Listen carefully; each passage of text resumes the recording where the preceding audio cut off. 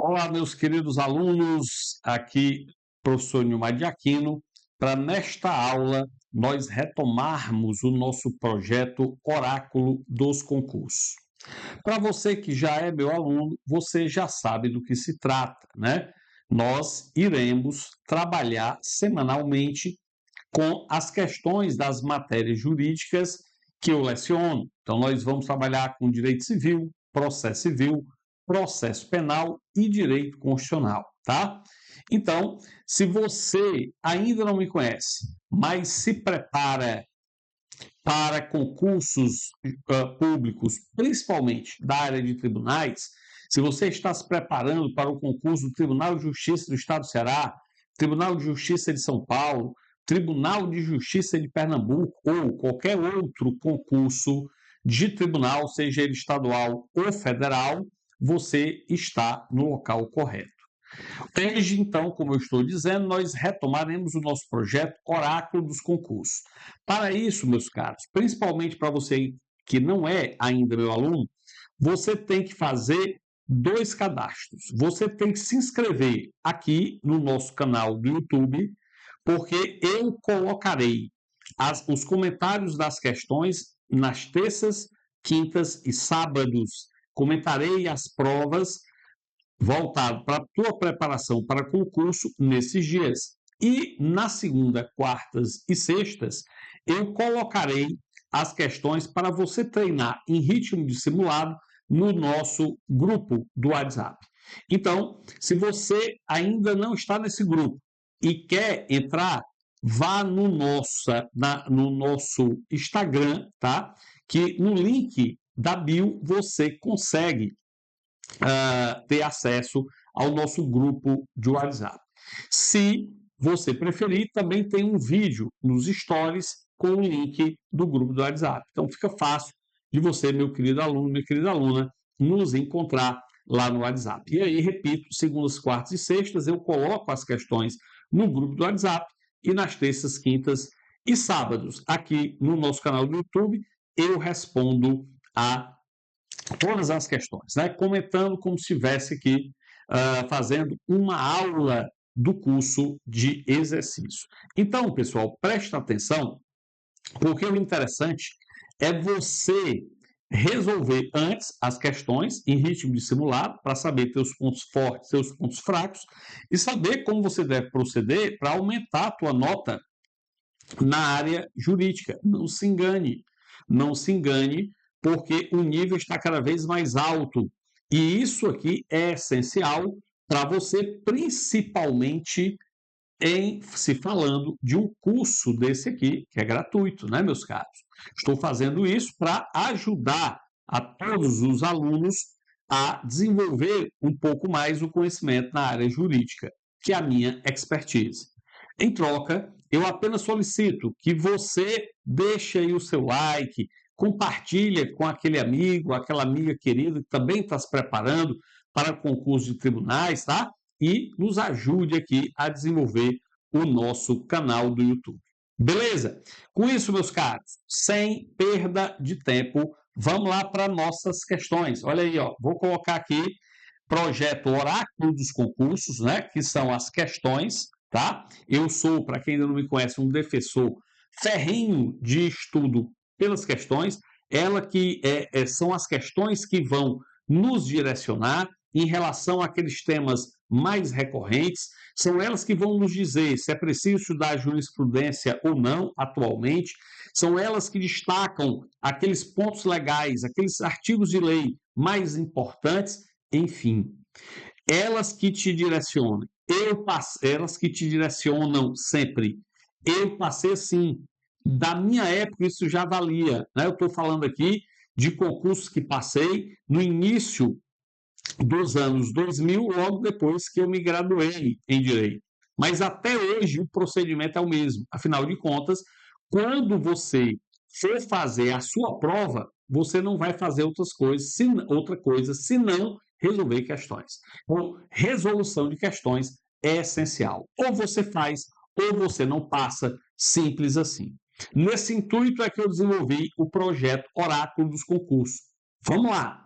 Vamos nos entregar a esse projeto e vamos aprender cada vez mais as disciplinas jurídicas, principalmente nos concursos de tribunais, beleza? Então vem aqui, tá aí, ó, projeto Oráculo dos Concursos, professor Nilmar de Aquino.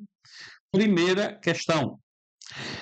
Com referência aos fatos jurídicos e aos bens, assinale a opção correta. Item A.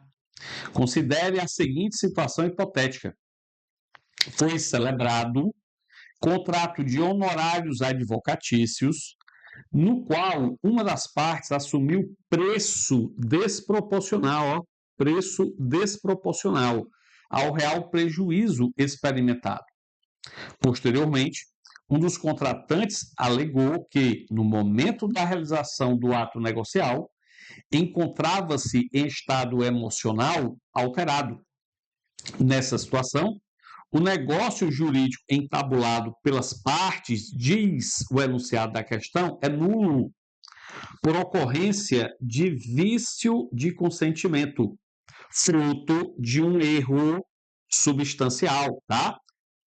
E, nesse caso, o enunciado, a assertiva, está errada, meus caros. Veja, de fato, o item A, ele trata de um vício do consentimento. Porém, você tem que lembrar, em primeiro lugar, que os vícios do consentimento são 5: o erro, o dolo, a coação, o estado de perigo e a lesão. E todos eles acarretam anulabilidade do negócio jurídico. Então, só por isso a assertiva já está errada, porque ela está dizendo aí que o negócio é nulo. Não é nulo, o negócio é anulável, tá? Ademais, ela está dizendo que o vício do consentimento que foi detectado aqui é o erro substancial. Não se trata aqui de erro. O instituto aqui é o da lesão. Aliás, percebam que o estado de perigo e a lesão são institutos trazidos pelo Código Civil de 2002 como novidade. Eles não existiam à luz do Código Revogado de 1916, tá? E aí, veja, no estado de perigo e na lesão, nós temos dois institutos semelhantes, mas o que os diferencia, dentre os fatores, é a finalidade. Veja, no estado de perigo, o indivíduo assume uma prestação manifestamente desvantajosa para salvar-se ou alguém de sua família de um risco de morte. Então, a finalidade da ação é salvar a si próprio ou alguém de sua família de um risco de morte.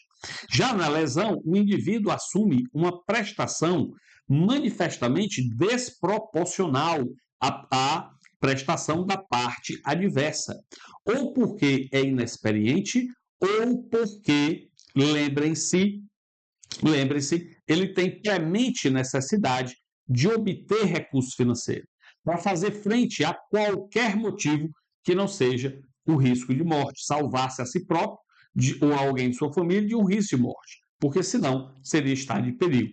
Note, ele está dizendo lá no enunciado, no item A, que a parte pagou um preço desproporcional, o que caracteriza o instituto da lesão. Beleza? Então, assertiva A, errada. Vem comigo, vamos avante. Assertiva B de bola.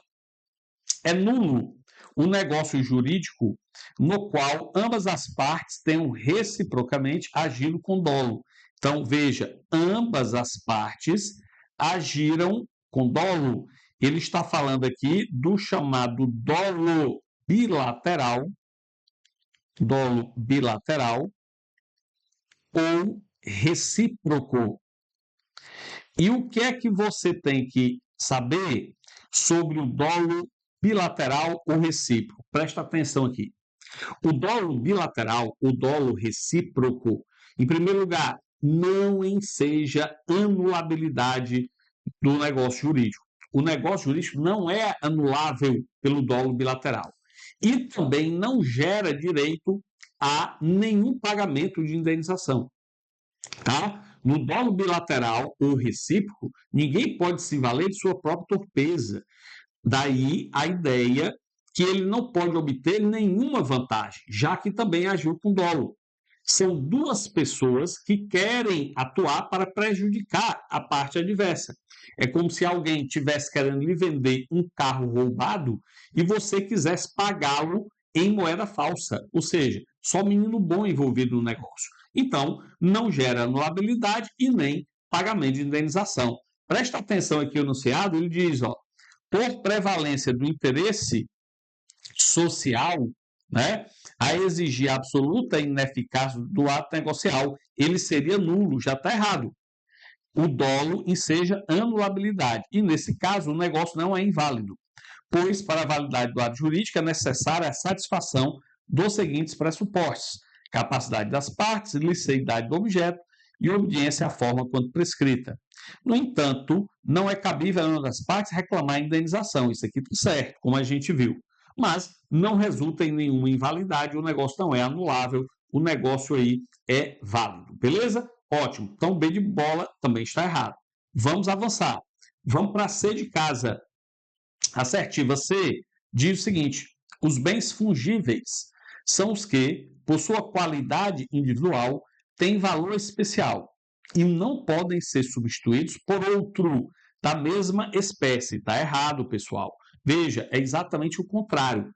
Os bens infungíveis ou não fungíveis é que não podem ser substituídos por outros de mesma espécie, quantidade e qualidade. Os bens fungíveis, ao revés, podem ser substituídos por outros de mesma espécie, quantidade e qualidade. Beleza? Então vamos lá, vamos avançar para a assertiva D de dado. Segundo o direito brasileiro, na hipótese de casamento realizado no exterior, então veja, o casamento foi realizado no exterior, há uma prevalência juris tanto, ou seja, até prova em contrário, de validade do mesmo. Entretanto, os efeitos do casamento contam-se da data de transcrição e averbação. Errado.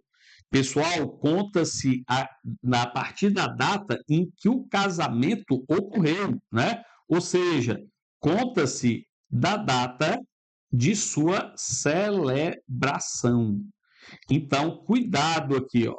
Veja, o casamento celebrado no exterior, no estrangeiro, ele é presumivelmente válido, tá? É, obviamente, uma presunção relativa que admite prova em contrário. Todavia, se você casa no exterior, há uma presunção de veracidade em relação ao seu casamento. E, observe, desde a celebração.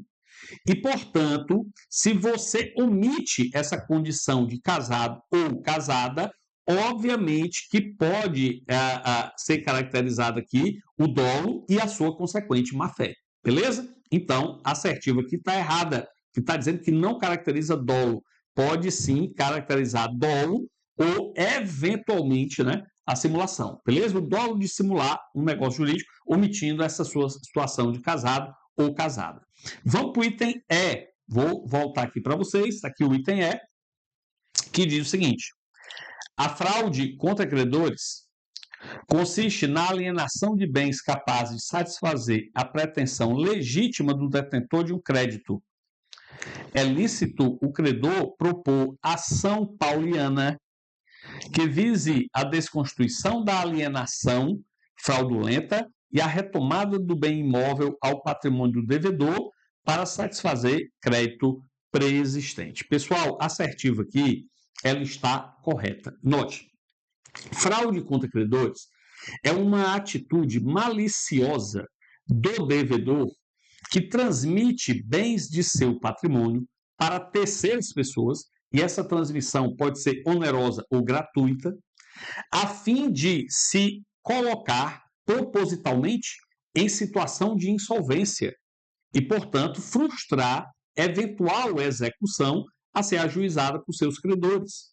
Perceba, no nosso direito vige o princípio da responsabilidade patrimonial, segundo o qual o devedor responde por suas dívidas através de seu patrimônio, presente e futuro. Assim sendo, se você não tem patrimônio, vai responder por quê? Por nada, né? Por nada você responderá. Por isso que eu brinco em sala de aula dizendo que esse é o princípio da liseira. Liso não deve a ninguém. Ora, maus elementos, né? Pessoas mal intencionadas sabem disso. O que é que elas fazem para evitar futura execução? Se desfazem de seu patrimônio. transfere bens a terceiras pessoas, via de regra, até de forma gratuita, tá? Para ocultar o seu patrimônio e, assim, frustrar eventual execução.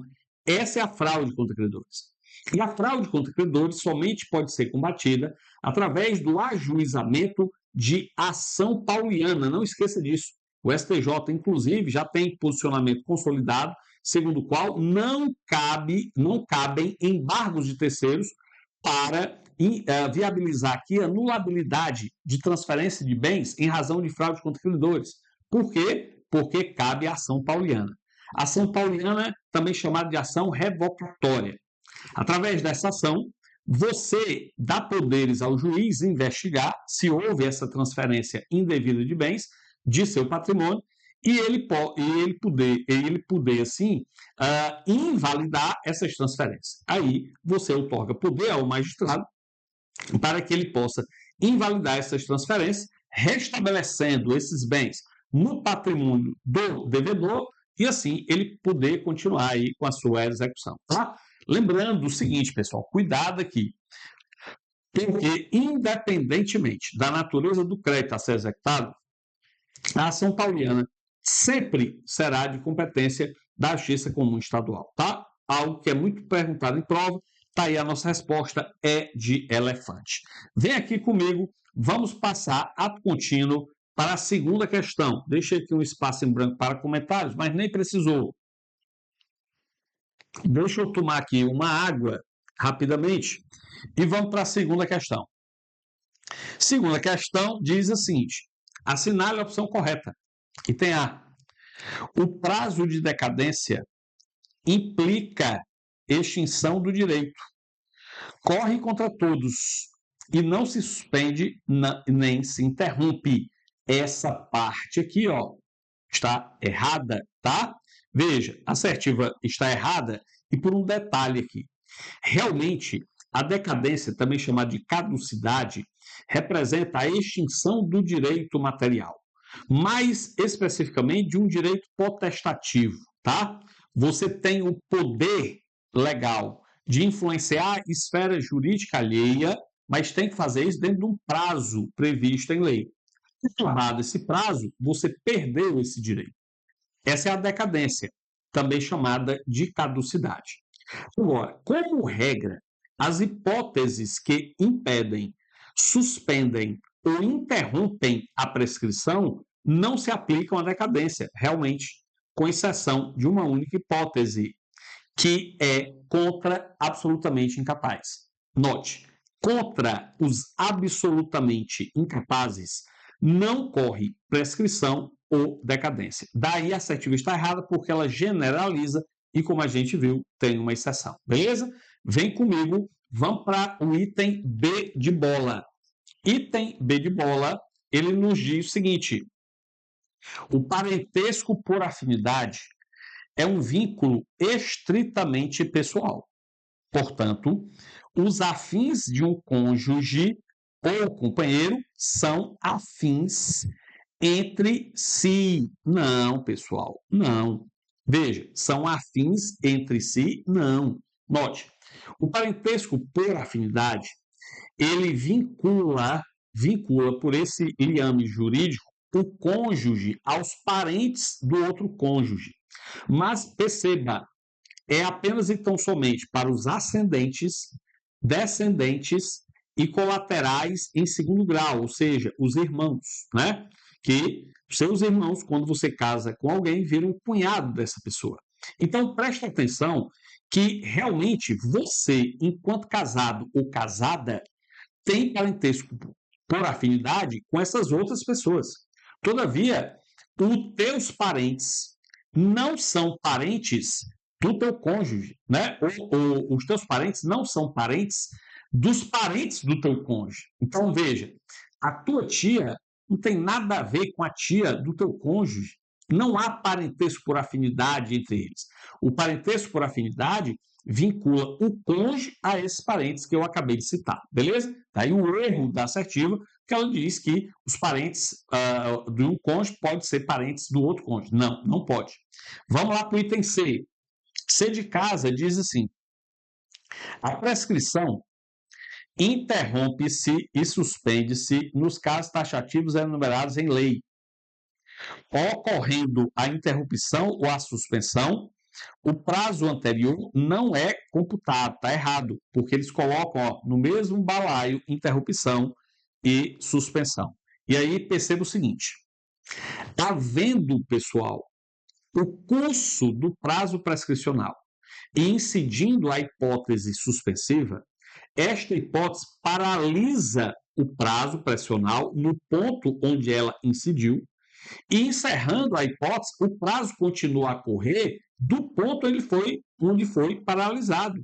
Ou seja, o prazo que já foi transcorrido anteriormente é levado em consideração na suspensão. Na interrupção, não. Na interrupção, incidindo a hipótese interruptiva, o prazo volta à estaca zero e começa a correr tudo outra vez. Daí porque a interrupção é muito mais prejudicial do que a suspensão da prescrição ao, obviamente, devedor. E é por isso que o Código Civil é expresso em afirmar que ela só pode ocorrer, a interrupção da prescrição, uma única vez. Beleza? Então, a assertiva errada vem aqui para a assertiva D de dado. Desconsideração da personalidade jurídica significa não mais separar as pessoas do sócio e da sociedade, tornando os primeiros também suscetíveis de responder pelas obrigações contraídas pela sociedade da qual fazem parte, em caso de abuso da personalidade, caracterizado pelo desvio de finalidade ou pela confusão patrimonial. Perfeito. Vem aqui comigo, por favor. Teoria da desconsideração. Note, é a superação episódica da personalidade jurídica de uma PJ por ter o seu sócio ou administrador responsável abusado de sua personalidade, ou através de desvio de finalidade ou confusão patrimonial. Vale lembrar que o STJ ele tem um posicionamento consolidado, segundo o qual o Código Civil brasileiro adotou a teoria maior da desconsideração, que exige mais requisitos, um maior número de requisitos do que a teoria menor. A teoria maior exige a comprovação da insolvência da pessoa jurídica, ou seja, a pessoa jurídica não tem mais condições de arcar por si mesma com as suas obrigações, e o abuso da personalidade, que é caracterizado pelo desvio de finalidade ou pela confusão patrimonial. Se você tem interesse nesse importante assunto, no nosso canal aqui do YouTube, eu tenho um vídeo completo sobre a desconsideração da personalidade da pessoa jurídica. Então, vale a pena assistir, porque lá eu analiso o aspecto do direito civil e também do processo civil. Vídeo completo. Depois você confere lá, tá? Eu vou deixar no final dessa aula na descrição, tranquilo? E aí, vamos para a próxima assertiva. Item E. Pródigo é relativamente incapaz. Assim, não pode, sem assistência de seu curador, administrar os seus próprios bens, nem praticar validamente todos os demais atos da vida civil. Essa parte final aqui é que torna a assertiva errada. Perceba, o pródigo, pessoal, realmente é elencado, é arrolado por lei como relativamente incapaz. Está lá, artigo 4º, inciso 4 do Código Civil. O problema é você saber a interpretação dada pelos tribunais superiores e pela doutrina majoritária. Segundo eles, segundo essas fontes, o pródigo ele só pode ser considerado relativamente incapaz para os atos jurídicos que tenham repercussão em seu patrimônio. O que ele não pode fazer só é comprar, é vender, é doar, é gravar em ônus, ou seja, nada que tenha repercussão no seu patrimônio, ele pode fazer sozinho. Ele precisa da assistência de seu curador. Mas para todos os atos, os outros atos jurídicos da vida civil, o pródigo é plenamente capaz, como qualquer um de nós. Beleza? Daí o erro da assertiva. Vem comigo, porque nós já vamos para a questão de número 3. Questão número 3, interessantíssima, tema de responsabilidade civil. Deixa eu tomar aqui uma água.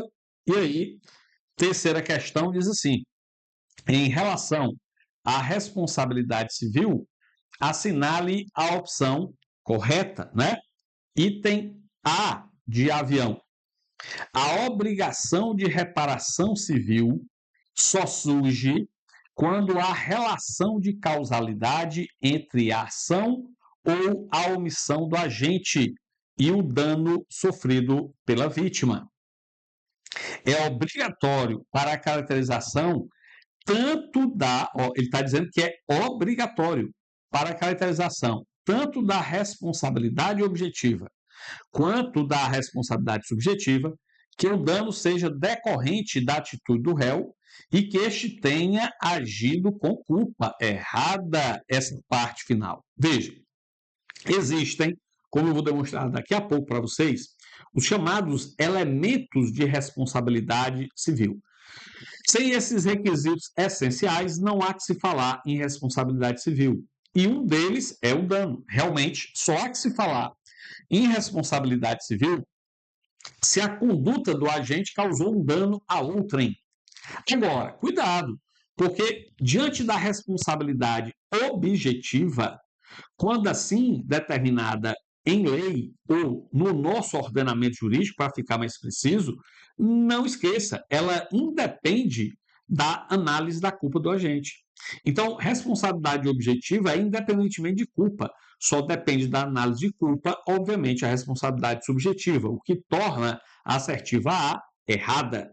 Vamos para a assertiva B de bola. Diz o item B. No ressarcimento do dano moral, está compreendido o dano estético. Já está errado, tá? Já está errado. Assim, se em ação de indenização houve pedido de reparação pecuniária por danos morais e estéticos decorrentes do mesmo fato, inadmissível é o deferimento do pedido, pois não é possível a acumulação do dano moral e do dano estético, ainda que ambos possuam fundamentos distintos, originários do mesmo fato. Veja, pessoal, dano moral, dano estético possuem fundamentos distintos, ainda que advenham do mesmo fato. E é por isso que podem ser acumulados. O dano moral, segundo o STF, é uma lesão a um direito da personalidade.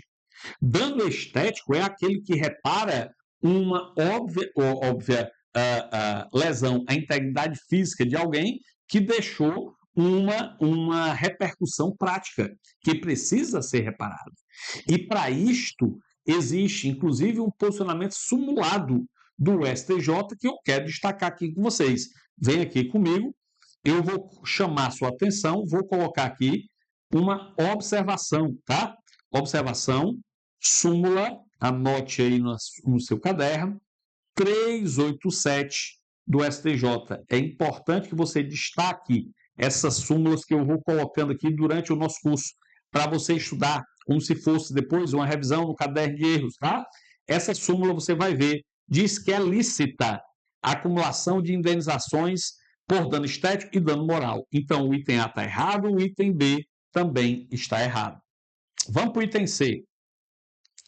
O cometimento de um ato contrário ao direito, por si só, não basta para a caracterização da responsabilidade civil, pois o dano é elemento fundamental para a imposição da obrigação de indenizar, tanto na responsabilidade objetiva como na subjetiva. Sem o prejuízo, um comportamento ilícito pode passar despercebido pelo mundo jurídico. Perfeito, pessoal. Veja, aqui vai ao encontro que eu falei há pouco, tá? Daqui a pouco, deixa eu colocar aqui, ó. Eu vou colocar aqui para vocês os elementos da responsabilidade civil. Deixa eu colocar logo aqui, ó. Elementos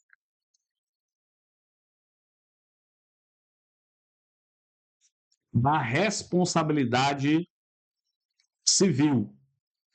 São atributos que não podem faltar, tá? São essenciais. Primeiro elemento, a conduta humana. Observe, essa conduta humana pode ser dolosa, culposa, omissiva ou omissiva, pouco importa. O que importa é que haja uma conduta humana e que esta conduta humana tenha gerado um dano. Claro, aqui eu não estou dando aula, mas no curso teórico a gente aborda isso com detalhes. Esse dano, via de regra, ele tem que ser certo. Para o STF tem que ser certo.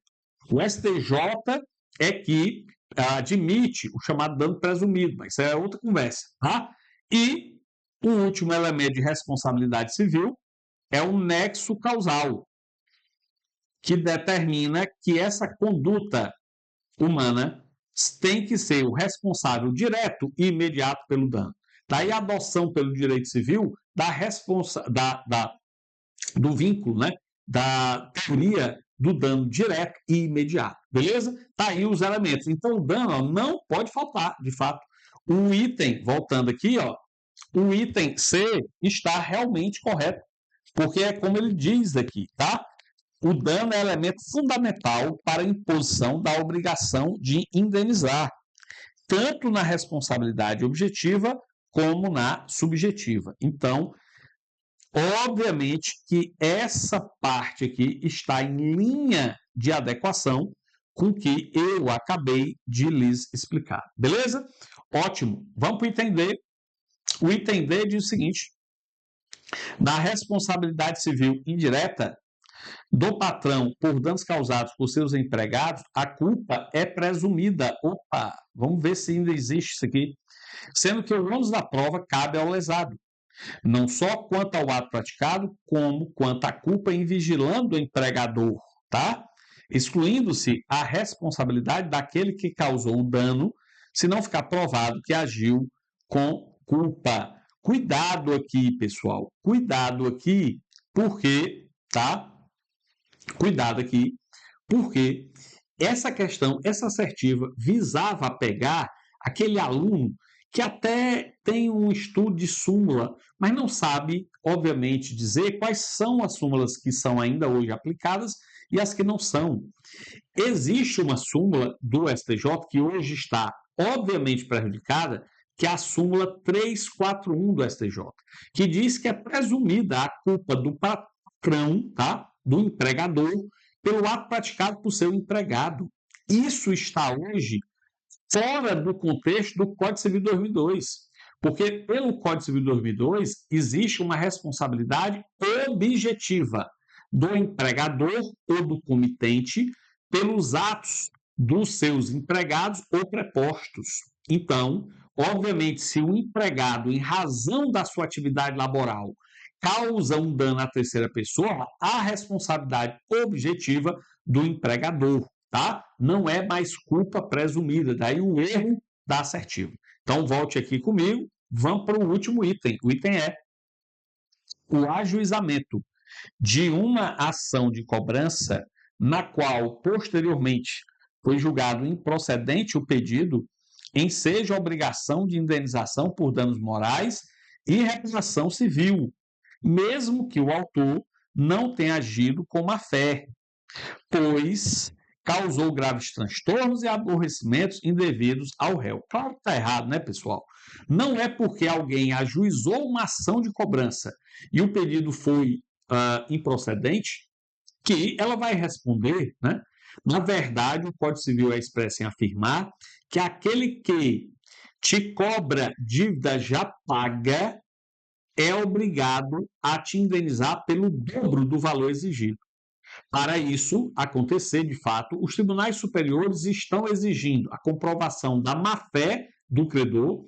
Ele tinha conhecimento que essa cobrança é indevida ou deveria ter esse conhecimento, ou do abuso do direito, né? Ou do abuso de direito, o que ensejaria a sua responsabilidade. Beleza? Com isso, terminamos mais uma questão, terceira questão, né? Deixa eu voltar aqui. C de casa é a nossa resposta.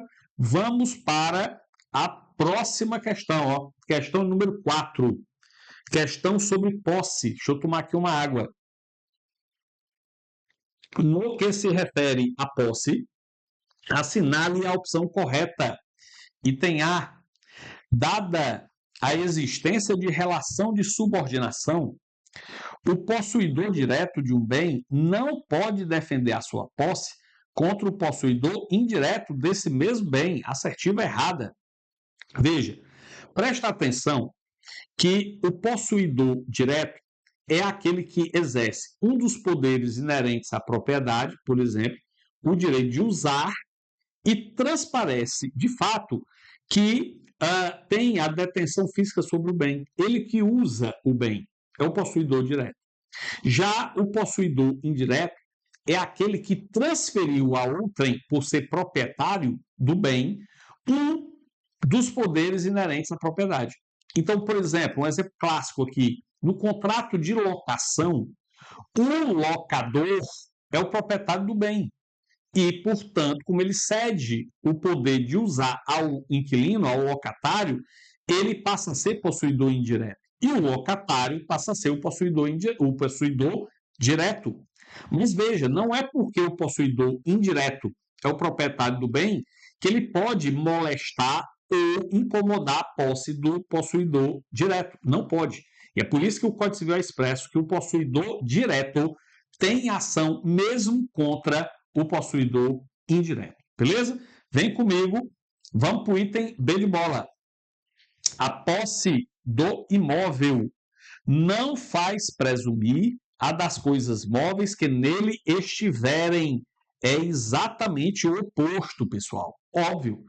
Posse do bem imóvel faz presumir a posse dos bens móveis, né? Por quê? Porque os móveis, eles são bens acessórios que, devido ao princípio da gravitação jurídica, seguem a sorte do bem principal, que é o imóvel. Fechou? Vem comigo, vamos para o item C.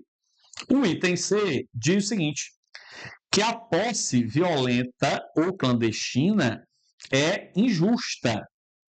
E a obtida a título precário pode ser justa, jamais.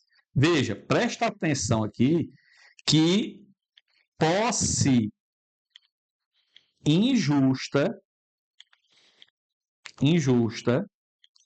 é aquela obtida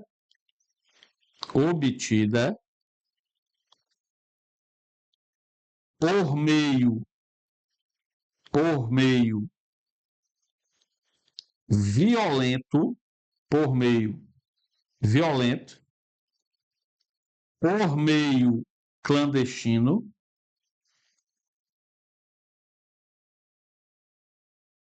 ou por meio precário. É exatamente o contrário do que está se afirmando, né, na assertiva, por meio precário. E aí, veja, é injusta a posse, deixa eu ver se eu fico aqui na frente, né? É injusta a posse que seja obtida por meio violento, ou seja, através do esbulho possessório, né? Você toma a força a posse de outrem. Também aquela que é obtida por meio clandestino, às escondidas, de forma subreptícia, através do furto, né? E, por último, aquela que é obtida por meio precário, através do abuso de confiança, como alguém, por exemplo, que empresta um bem em comodato e a pessoa que recebeu o bem desrespeita o contrato e fica com o bem abusando da confiança do proprietário. Beleza? Ora, aquela pessoa que emprestou o bem de forma gratuita. Fechou? Vem comigo, vamos para o item D de dado. D de dado diz o seguinte, o possuidor indireto é aquele que, achando-se em relação de dependência para com outro, conserva a posse em nome deste e em cumprimento de ordens ou instruções suas. Errado. Ele está conceituando aqui, pessoal, não o possuidor indireto. Ele está conceituando o detentor, também chamado de fâmulo na posse.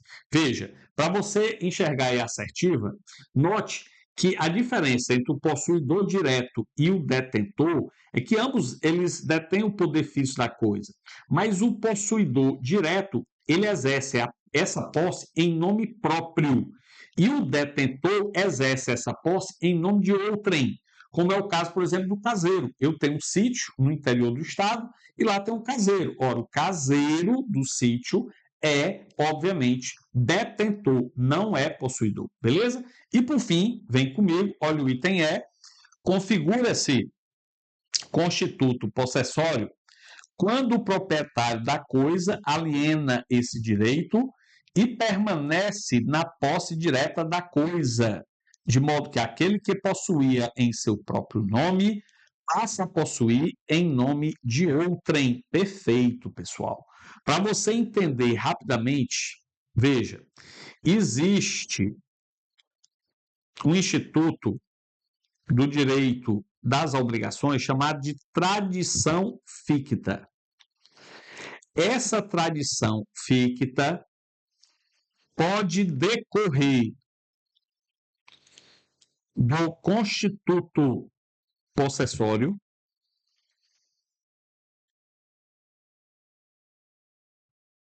e pode decorrer da denominada traditio brevi manu. Traditio brevi manu. E eu tenho certeza absoluta que se você pisou pelo menos um dia na faculdade de Direito, você ouviu falar do Constituto Possessório. Pelo menos ouviu falar. Pode não saber o que é, mas ouviu falar, eu tenho certeza. Mas a traditio brevi manu, apesar de ser muito mais comum na prática, eu duvido que você tenha ouvido falar. Veja, no Constituto Possessório, pessoal, a pessoa, tá? Em primeiro lugar, note, tem a posse com propriedade. Posse com propriedade. E após a realização do negócio jurídico, ela passa a ter a posse sem propriedade. Posse sem propriedade. É o caso de alguém que é proprietário de uma casa e mora nela. E depois vende a casa para outra pessoa, natural ou jurídica, e aluga esse mesmo imóvel, ato contínuo. Então, note, ela tinha a posse com propriedade e passou agora a ter posse sem propriedade. Isso é constituto possessório. Olha para cá para a assertiva agora, ó, como fica mais fácil. Configura-se constituto possessório quando o proprietário da coisa, ó, ele tinha posse e propriedade, aliena esse direito e permanece na posse direta da coisa. Ele permanece na posse, mas aliena, vende a propriedade. De modo que aquele que possui em nome próprio passa a possuir em nome de outro. Exatamente, constituto possessório. A traditio brevi manu é o contrário. Você tinha posse sem propriedade e passa a ter posse com propriedade. Então vamos colocar aqui, ó, a pessoa, tá? Pessoa tinha posse sem propriedade. Imagine um inquilino de um apartamento. Posse sem propriedade. Juntou uma grana, o proprietário, anos depois, quis vender o imóvel, ele exerce a sua preferência legal e adquire essa propriedade. Passa a ter posse com propriedade. Propriedade. Traditio brevi manu, que é exatamente contrário ao instituto, vou deixar aqui, ó, tá aqui, exatamente contrário do constituto possessório. Perfeito? E aí, pessoal, a gente pode dar como exemplo também de um motorista de Uber que trabalha com carro alugado. Ele junta uma grana e depois compra a propriedade desse carro. Traditio brevi manu. Beleza? Ótimo. Vamos para a nossa quinta e última questão da aula de hoje. Vem comigo. Olha a quinta questão. Quinta questão diz o seguinte: com base na jurisprudência dos tribunais superiores sobre direitos da personalidade, responsabilidade civil, dever de prestar alimentos e direito das sucessões, julgue os itens a seguir. 1. De acordo com o STJ, o direito à indenização por danos morais é intransmissível, ressalvado apenas aos herdeiros o direito de se habilitar em processo já sentenciado que tenha sido ajuizado pelo falecido. Claro que não, assertiva errada. O direito, pessoal, à indenização por danos materiais, morais, o direito, na verdade, à reparação civil é transmissível aos herdeiros do falecido. Então, essa assertiva não encontra consonância nem na legislação e muito menos na jurisprudência do STJ. Beleza? Assertiva errada. Vem comigo, vamos para a segunda questão, o segundo item, né? Permitam-me tomar uma água aqui. O segundo item da quinta questão. O segundo item diz o seguinte: segundo a interpretação dada pela jurisprudência do STF, o direito ao esquecimento, compreendido como a impossibilidade de divulgação de determinado fato ou dado verdadeiro em razão do decurso do tempo, seria incompatível com o regime constitucional brasileiro, tá? Ressalvada a possibilidade de proteção casuística contra eventuais abusos e excessos praticados no exercício da liberdade de expressão ou de informação. Pessoal, essa assertiva aqui, ela está absolutamente correta, tá? E aí, veja, ela fala do chamado direito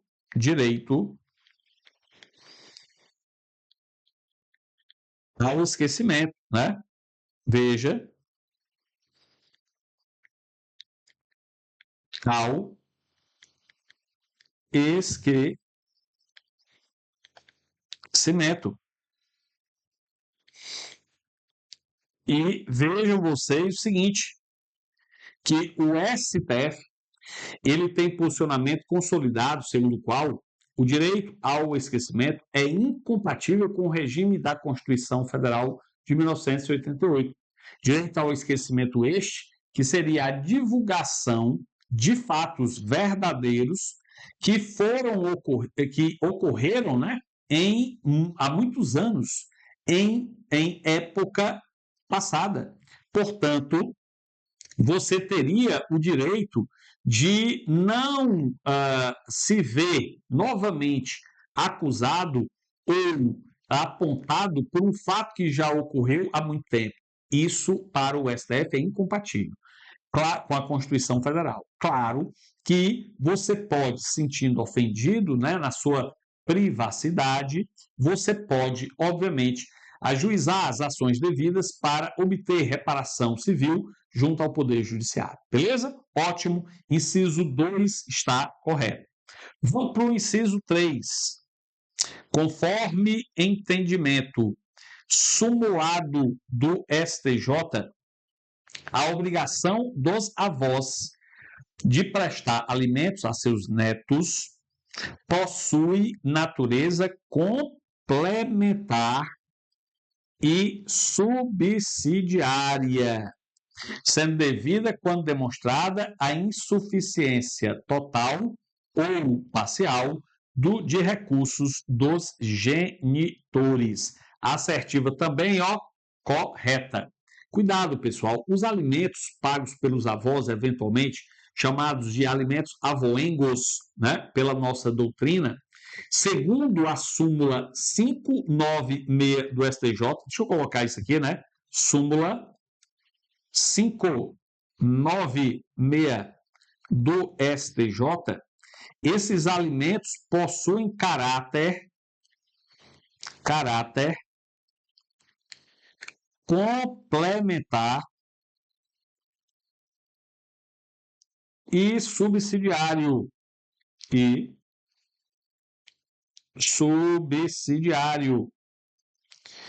Em outras palavras, o alimentando, tá? Deixa eu voltar aqui.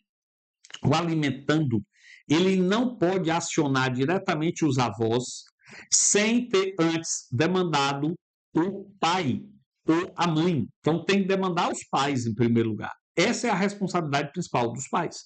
Agora, se os pais demonstrarem insuficiência de recursos para adimplir aquela obrigação total ou parcialmente, aí sim você pode demandar os avós. A obrigação dos avós, então, é complementar e subsidiária, tudo à luz da posição sumulada, súmula 596 do STJ. Mais uma súmula para você anotar aí no seu caderno. Vem aqui comigo, vamos para a quarta assertiva. Quarta e última. a jurisprudência atual e dominante no STF considera ser legítima a diferenciação legal de regimes sucessórios entre cônjuges e companheiros. Errado, tá? Errada a assertiva. Veja, é exatamente o oposto da posição real do STF. O STF, ele declarou inconstitucionais todos os dispositivos do Código Civil que traziam regras específicas do regime sucessório para a companheira e o companheiro, diferente das regras dos cônjuges.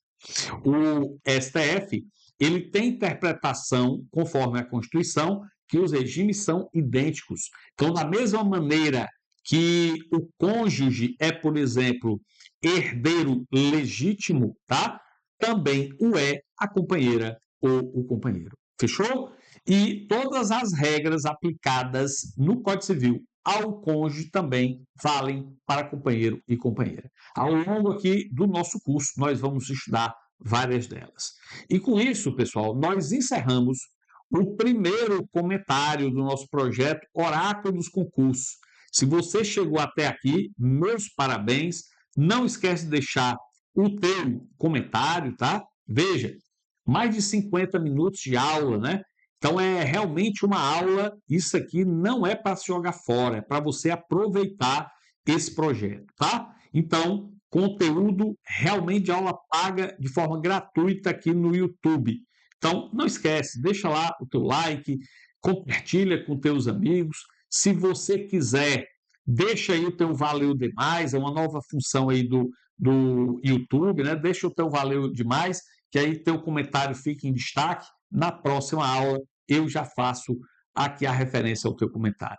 No mais, só tenho que agradecer a todos vocês. Muito obrigado e vamos juntos. Até a posse.